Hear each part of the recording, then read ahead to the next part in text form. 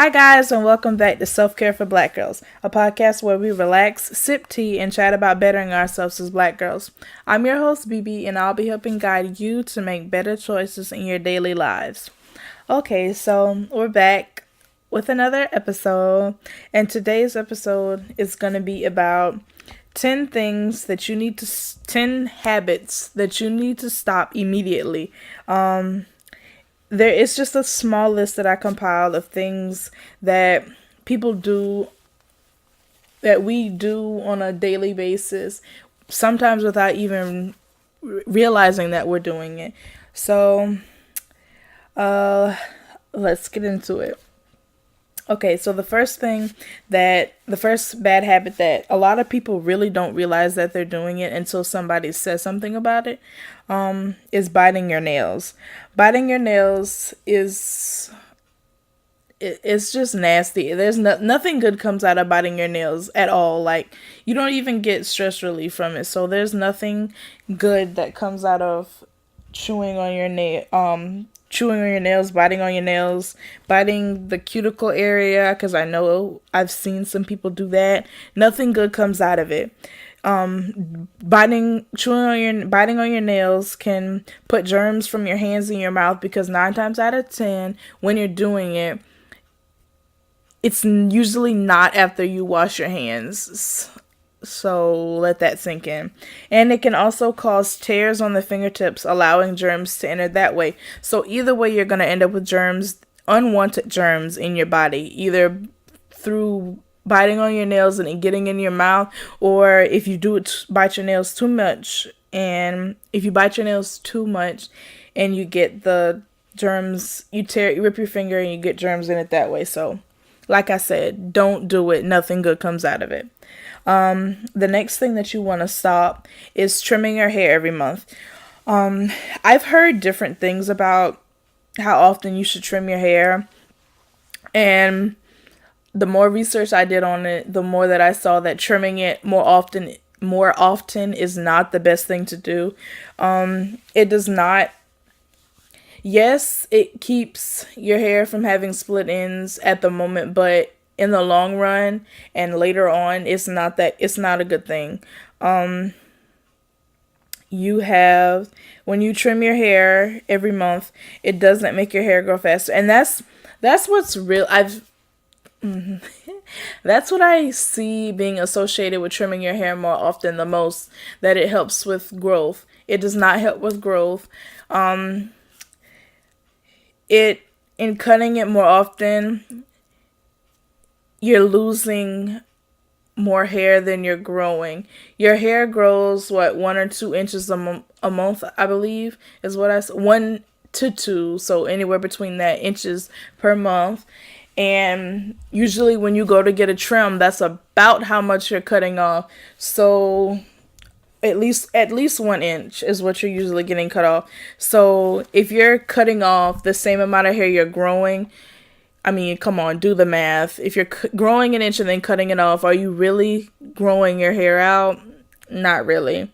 So if you want to trim your hair in ways that'll help with growth, you can do so by extending the period of trimming. So instead of trimming every month, I saw a lot of people saying that they get their hair trimmed every 3 months. So when you go, you've grown anywhere from 3 to 6 inches of hair because you haven't trimmed it.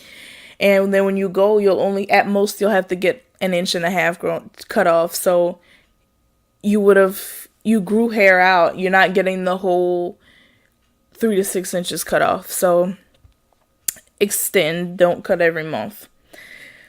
The third thing that you want to stop is not cleansing or exfoliating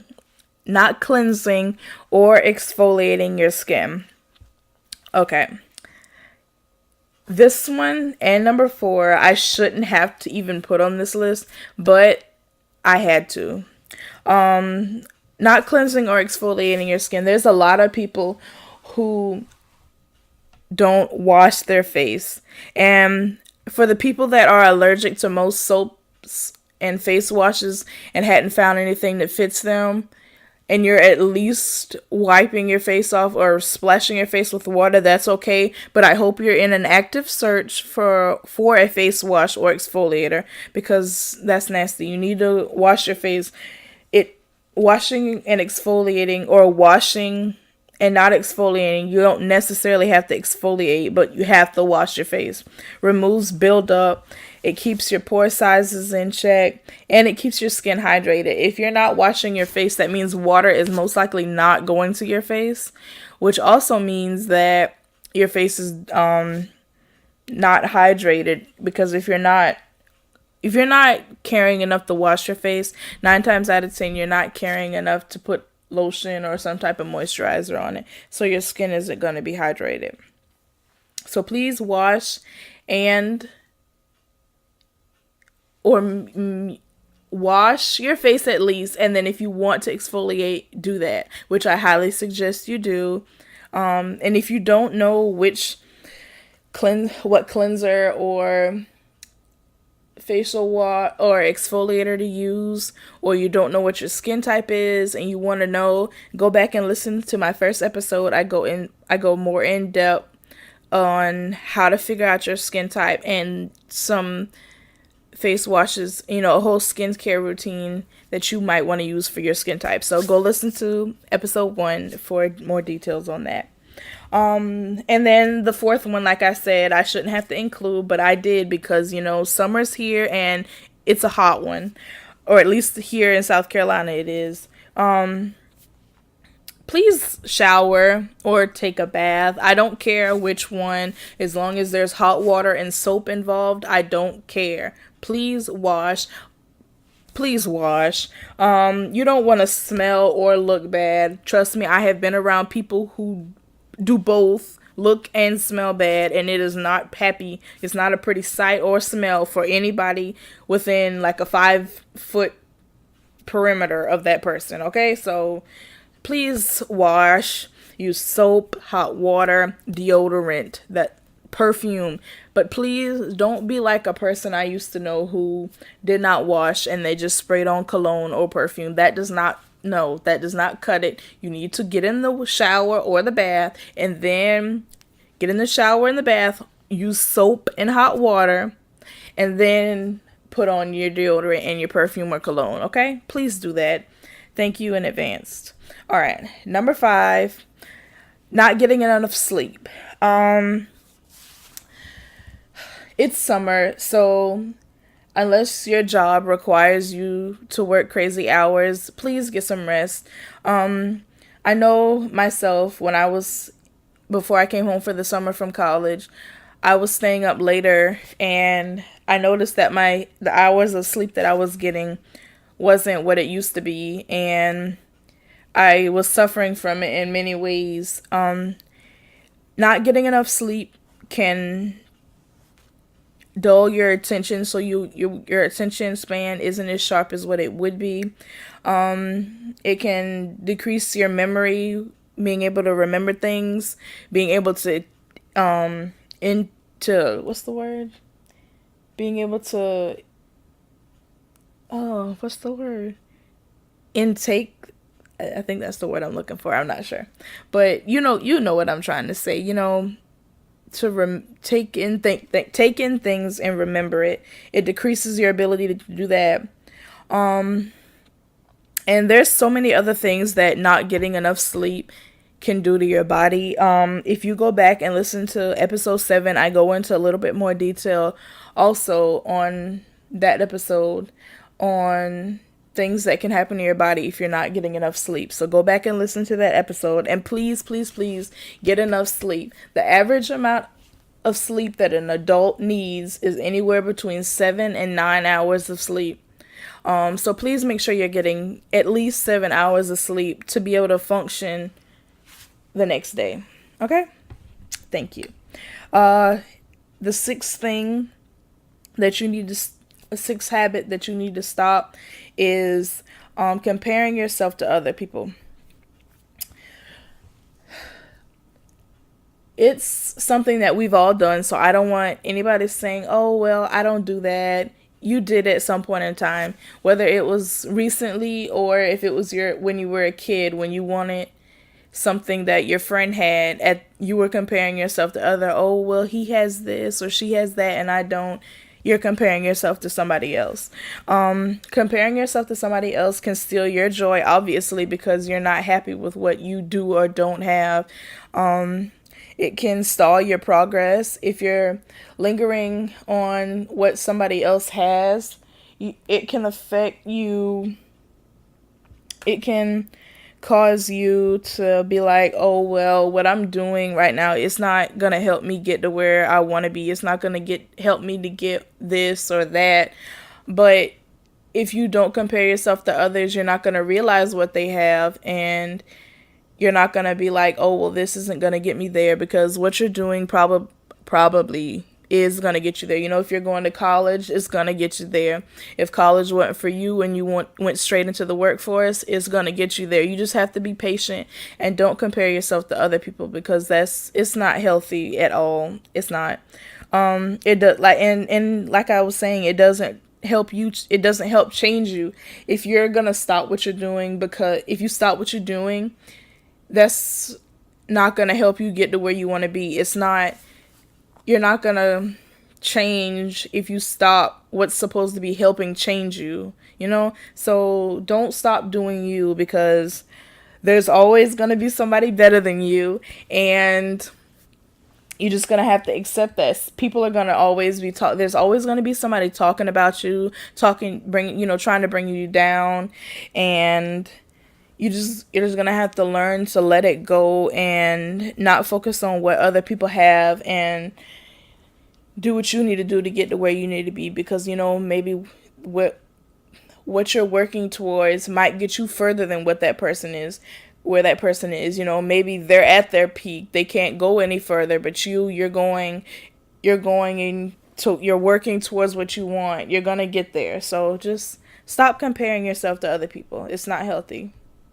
The next thing that you want to do, the next thing you want to stop doing is getting into verbal and physical altercations.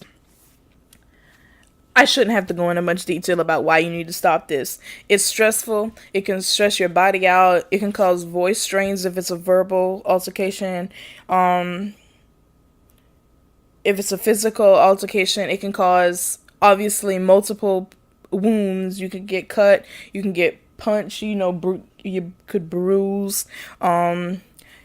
Physical and verbal fights can both cause your immune system to not do what it's supposed to do. Your immune system can fight against colds and the flu and stuff like that. But when you get into the physical altercation more so than the verbal, your body has to work immediately. Like, the flu and the cold, they come on gradually, and your body has time to fight it. But when you're fighting, that's immediate punches or cuts or gunshot, however you're fighting, that your body's gonna have to attack and jump on, and it's not gonna be strong enough to do that and keep you moving. So, and like I was, oh my gosh, I lost my train of thought completely.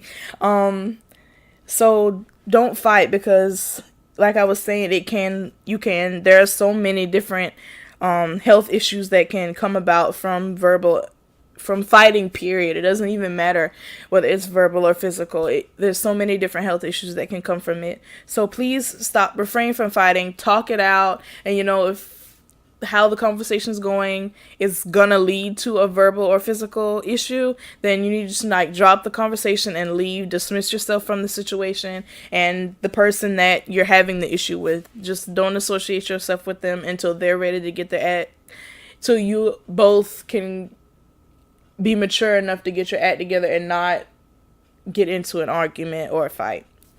So yeah, that's all I have for that one.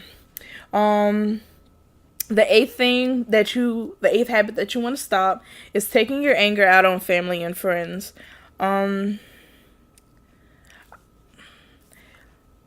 This kind of ties in with getting into fights with people.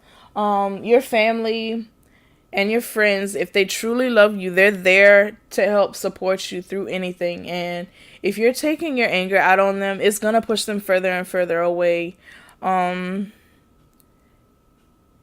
They they want to see you happy. They don't want to see you, upset and whatnot. They don't want you disappointed. They don't want you mad or anything. So if you're gonna walk up to them with the same attitude that somebody else gave you, then, like I said, you're pushing them away. You're destroying whatever bond you had with them if it's a friend, or you're damaging the relationship that you had with that person.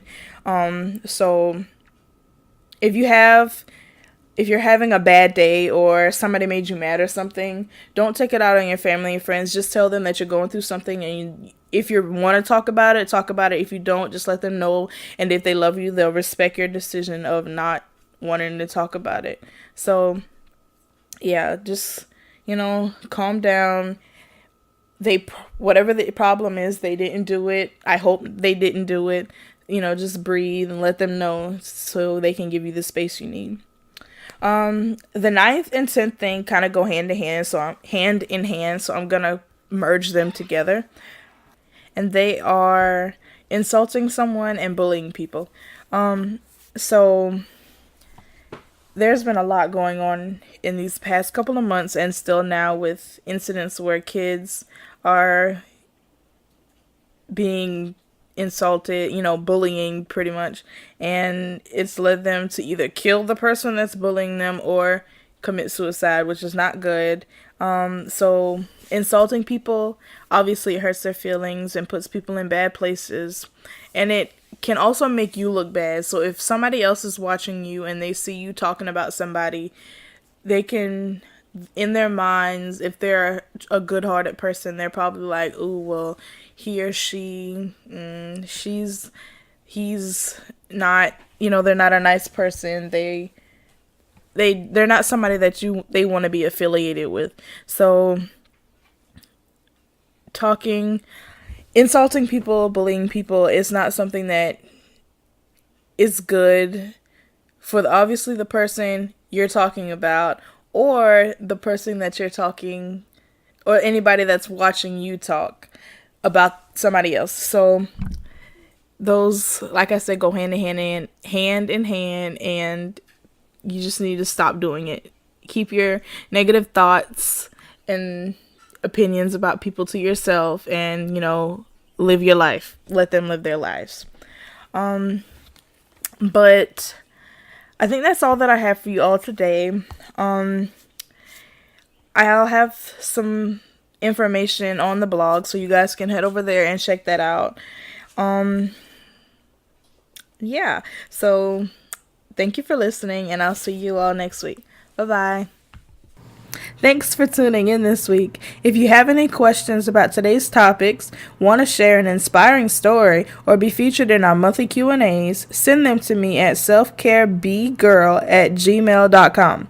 Also, don't forget to head over to my blog at selfcareblackgirls.wordpress.com to see extra content, pictures, and links that were mentioned in the show. Spread the word. Subscribe, rate, and review us on iTunes. It really helps. To help support this podcast, you can send a one-time or monthly donation to patreon.com/selfcareforblackgirls, and you'll receive a special gift. Thanks again for listening, and don't forget to stay beautiful.